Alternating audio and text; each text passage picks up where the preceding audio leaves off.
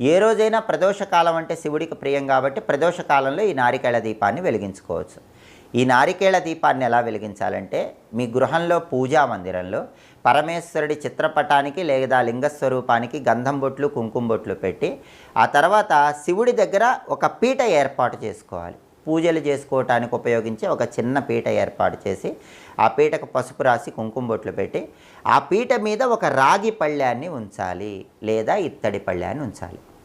ఆ రాగి పళ్ళెము లేదా ఇత్తడి పళ్ళానికి 5 చోట్ల గంధం బొట్లు, 5 చోట్ల కుంకుమ బొట్లు పెట్టాలి.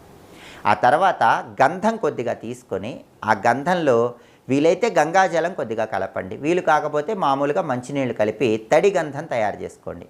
ఆ తడి గంధంలో ఉంగరపు వేలు ముంచి రాగి పళ్ళెము లేదా ఇత్తడి పళ్ళెం మీద ఒక స్వస్తి గుర్తు వేయండి.